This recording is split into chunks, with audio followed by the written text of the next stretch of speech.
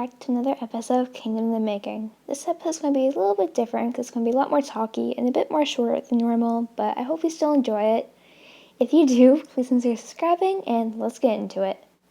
The other day when I was doing some editing, I realized that I hadn't really properly shown you around the kingdom. Like, I'd shown you the overlay and whatever, like what different blocks meant, but I didn't show you the individual buildings, so that's what I'm going to be doing in today's episode.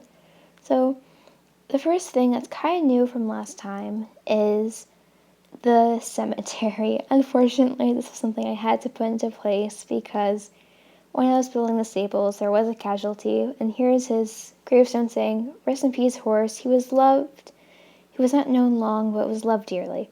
And he kind of drowned before I had proved it, but it's okay now. So here's the gateway, and just a reminder that the dark blue is the kingdom wall, the purple is main structures, the yellow is paths, and the cyan is different houses. So this is going to be one of the main gateways of the kingdom. I thought it was going to look really nice. But over here is an inn, which is going to be like a hotel, and I thought it makes sense to put by the gateway because when people are coming, then they find a place to stay. Theoretically, of course. Over here is a fire station because there's going to be lots of wood involved too, and that's quite flammable, so let's hope that we don't ever need to use it, but theoretically. And here's the library, which is going to be very modern with a bookshop on the second floor. It's going to be lots of glass, so it's going to look pretty. Now over here is another hotel because I'm hoping that there's lots of people coming in, right? Staycations are a thing, and one hotel probably wouldn't be enough. But over here, these are going to be little market stalls, kind of like a farmer's market if you've ever been to one of those, where they're going to sell different goods. They're not official shops because they're really small businesses.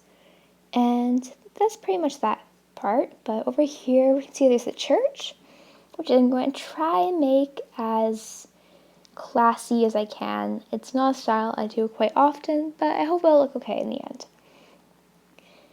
But then if we move on this way, we can see there's the greenhouse, and it's going to be very straightforward. This is going to be a little well over here because it was just a really plain area. I might make it a bit bigger actually. These are all adjustable. This is going to be a little bakery. It's not going to be quite as big as the town hall, but for sure bigger than the picture place. Now we continue along this way. This is kind of like where the main shopping district is going to be. And you can see over there, there's a butcher, there's a fireworks shop, here's a potion shop, a music shop, and also, actually, what is that? I can't remember.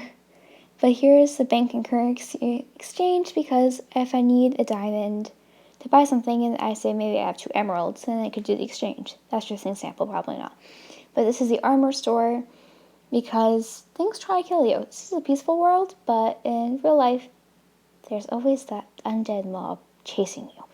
Now over here, it's going to be a huge part of the kingdom. This is the mega base for like the town mayor's mansion, maybe? I don't know. But this has been a while since I've done such a big scale, even in creative, but I'm excited for it. Now we continue over here, which is another gateway, because it wouldn't make sense to have only one main entrance. That just doesn't work. And this is the area we've rebuilt up with the shepherdry, the stables, and the pasture. Now this is going to be a school, because you can see all the cyan is different houses, but if there's kids, where are they going to go to school? But that brings us to our last building, which is the observatory. And this will be, we can see the progress, kind of like we did in the town hall. But a little while ago, I got a comment saying you should build a pig riding area. This is my first video, and I think that's an excellent idea, and it's a good challenge because it's not something I would have thought of myself. I was thinking we should put it in an empty spot, which there's not really much of, but then I was thinking more, and let's put it kind of by the farm district, where all the stables are and all that. So we can go down here, and I think this little kind of gap here will be a good spot, because it's not going to be too big. It'll be fairly simple, and maybe you can ride these pigs down the paths. I don't know, it's a fairly goofy idea, but I'm kind of loving it. So here, I can do kind of a wonky shape, because if there's a box, that's going to be really boring to look at. And we'll build it up more another day. I'm just adding the outline here so I don't forget. But maybe we'll smooth it in a bit more, make it a bit narrower so there's more space to get in between if we need to get behind. And we can mirror that kind of weird corner and then label it pig riding area. Honestly, I don't know how you thought of this, but hats off to you. It's a great idea. I'm excited to build it in one of the upcoming videos. But I also have this other comment in one of my more recent videos saying, how about a town square or meeting point in the center of the kingdom? And I thought that's another amazing idea.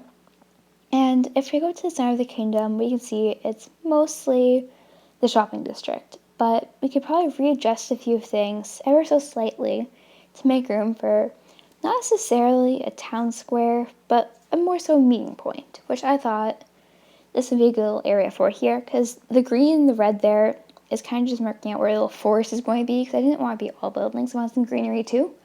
The red represents trees. Sorry, I forgot to say that at the beginning. But again, we can just move this path over a little bit. So then, and we'll take this away over here, and just move it over a little bit so there's a bit more space. But the sign you saw back there, that's where the horse died. We had to remember it, okay? It's very, very big spot. I don't know. But then if we can go maybe right here. I think this is a good little area we can use for this. And we can kind of just make a little fountain. Why is that glitched? There we go. And let's make it more square. I'll probably look at some other real fountains for inspiration, but labeling it so my mind doesn't forget, because there's so many builds, I do forget sometimes. But it's good because I have this video to look back on and to remember if a sign ever goes missing. Oops, what happened? Oopsies. But we can patch that in real quick. And these blocks here will be some little benches so you can like sit by the fountain while you're eating. Maybe something from the bakery like a few doors down. I'm not quite sure, but I think it's something that'd be cool. Or you can throw a penny in and make a wish, because I know I've done that so much as a younger child. But then we can add moving the path back because we destroyed it before. But it'll be important to put it back because we want everything to be really well linked up. Because it's just going to make life so much easier for the kingdom and the members, not clients, the townsfolk, I guess. But this village is going to be continuously changing, add more terraforming, add more builds. Like, these are just the main ideas. I might move them slightly, but with that, thank you so much for watching this video. I hope you really enjoyed it. Please consider subscribing if you haven't already, commenting down below, and liking this video. Goodbye, everyone. Have a great day.